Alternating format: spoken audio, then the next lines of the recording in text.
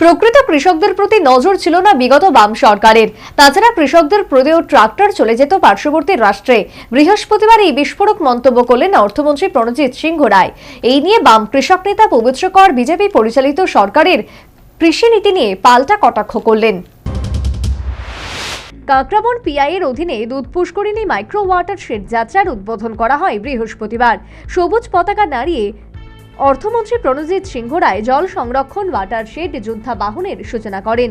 সাথে ছিলেন জেলা সভাধিপতি দেবল দেব রায়, বিধায়ক জিতেন্দ্র মজুমদার, পঞ্চায়েত সমিতি চেয়ারপারসন সুপ্রিয়া সাহা ও রাজ্য কৃষি দপ্তরের সেক্রেটারি অপূর্ব রায়, কাকরাবনের কৃষি অধিকর্তা ডক্টর রাজু মজুমদার সহ প্রমুখ। অনুষ্ঠানে স্বাগত ভাষণ রাখেন কৃষি অধিকর্তা ডক্টর রাজু মজুমদার।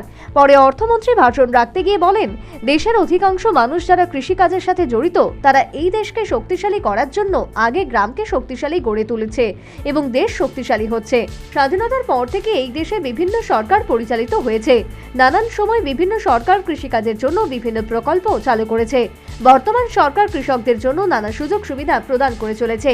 সেই সাথে ওয়াটারশেড উন্নয়ন উপাদান প্রধানমন্ত্রী কৃষি সিঞ্চয়নী যোজনা 3,04,00,000 হেক্টর জমিতে কার্যকর।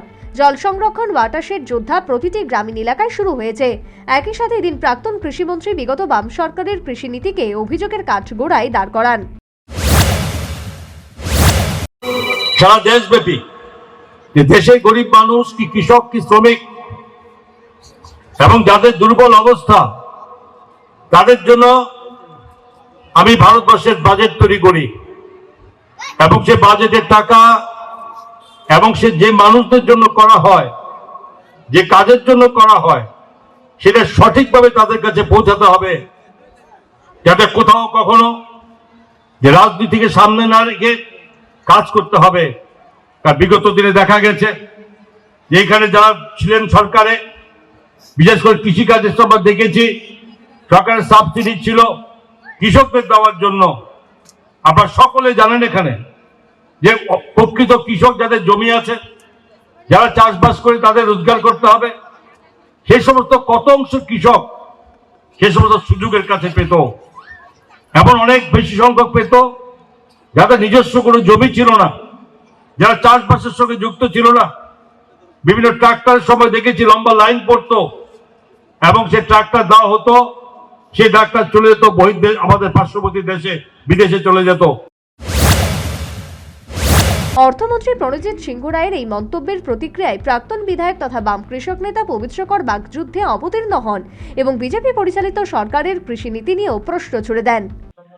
তখনকার সময়তে ত্রিপুরা এই যে কৃষির যে ডেভেলপমেন্ট, আমাদের SRI scientific system of rice production ইন্টেন্সিফিকেশন, এটা গোটা পৃথিবীকে আমাদের এই আইসের বিজ্ঞানের আইসে সারা ভারতবর্ষে অন্যতম প্রধান ছিল। আমরা আমাদের জমি কম থাকার পরেও আমরা কিভাবে, এবং এই যে সমস্ত সেচ ব্যবস্থা আজকে মন্ত্রী নিজেই স্বীকার করছে যে তার 90% সেচ ব্যবস্থা অচল।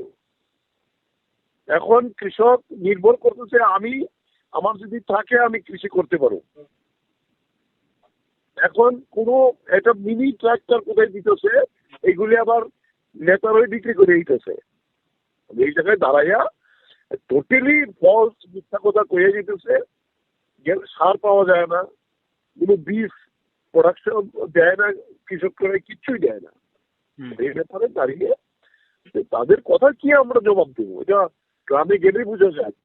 কাকরাবন পিআই এর অধীনে দুধ পুষ্করিণী মাইক্রো ওয়াটারশেড যাত্রার উদ্বোধন মঞ্চে নির্বাচিত কৃষকদের মাইক্রো উদ্যোক্তা ও জীবিকা উন্নয়ন প্রকল্পের আওতায় বিভিন্ন উপকরণ বিতরণ করা হয়। পাশাপাশি মন্ত্রীর হাত ধরে বিভিন্ন কৃষি যন্ত্রপাতি তুলে দেওয়া হয় কৃষকদের হাতে। Bureau report, news vanguard.